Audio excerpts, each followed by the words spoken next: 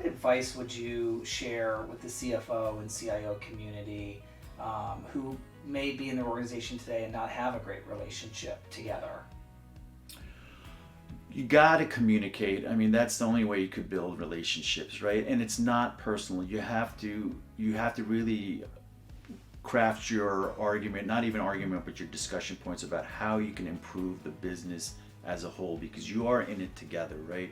So at least from an IT and CIO perspective, to obtain buy-in from the CFO, limit the bells and whistles, right? Us being in the technology field, we can geek out on technology and you want to ask for the world, right? But if you could limit that conversation and focus again on the people and processes, and then how technology can complement some of those initiatives, it'll go a long way. But also from a CIO perspective, if you're really upfront with the CFO and really crafting your argument or your brief or whatever it may be of the total cost of ownership, it's not just, hey, CFO Christine, I need a piece of software, but that software sits on servers, it may sit in the cloud, licensing structure. So if you're fully transparent about the entire cost of it, I think that conversation will go a lot easier, and then you also establish trust with your CFO because they know you're forthcoming and there's no little things that are hidden underneath some of the initiatives that we're working on. Christine, for you, as you think about some of the successes, and I know you guys haven't been there for very long yet, so they may be limited, but what are some of the wins that you guys have shared or been able to achieve thus far with your approach that you have as a collaborative executive team? Yeah, so we've had a few wins, I think, in a very short period of time. Initially, when I came on, we were throwing out all these ideas that we wanted to do for modernization and just talking collectively as a team. And then Riz took the charge of putting together a roadmap. So we have documented roadmap, an approved roadmap, which is a huge success because now we know where we're going. We made a selection of a financial planning tool, Workday Adaptive. We are procuring ServiceNow, and I have a whole list of items that I want to run through ServiceNow. Super excited about that. And then we're moving forward with the Sub-K module under CostPoint. So that's in a very short period of time, and I think what's really important is I feel like we've gotten not only senior leadership to back us on this, but our team, they're really excited about it, and they're really involved in these initiatives going forward.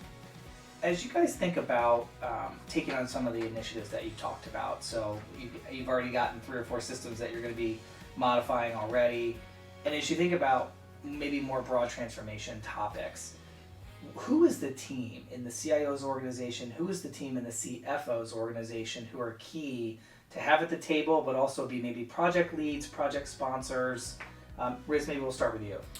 Sure. The first four individuals come to my mind that need to be in that room is, number one is your chief technology officer. That individual is really responsible for your technology stack. 2 is the director of your business systems team.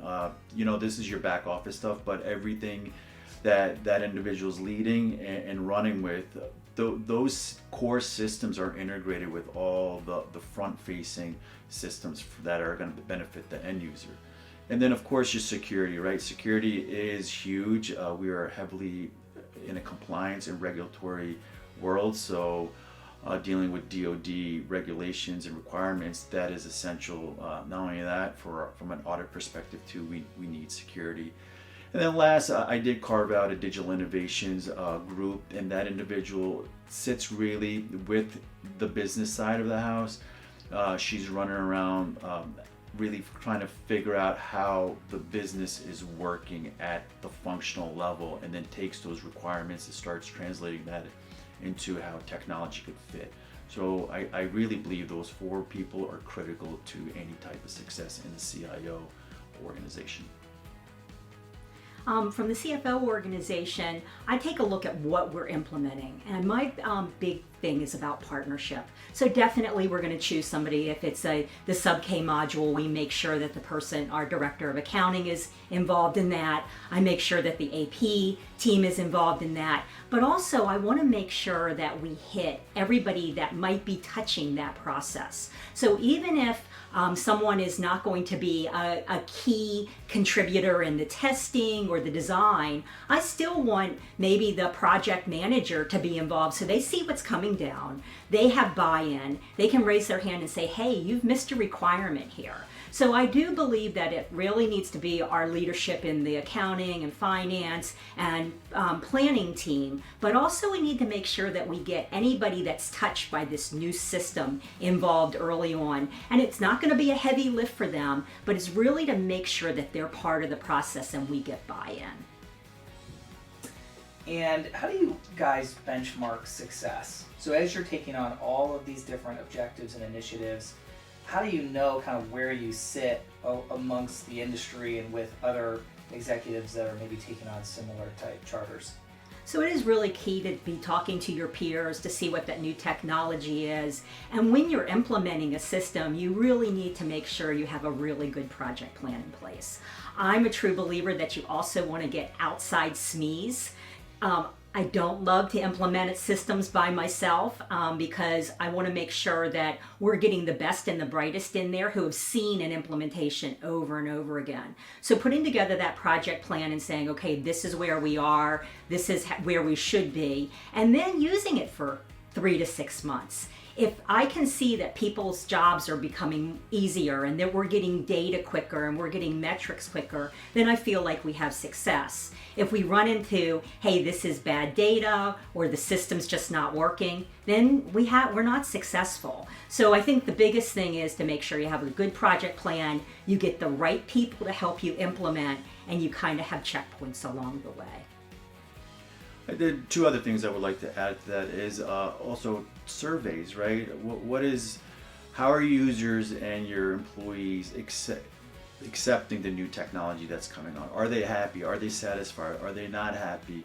How's the user adoption rate going? That's number one. The second one, I look at more internally too, from a career development perspective. You never want to lose anybody, but if they're really excited and they could put a ServiceNow or a Workday Adaptive on their resume versus an old legacy technology, that also makes them really marketable, and you're doing your part to pay it forward.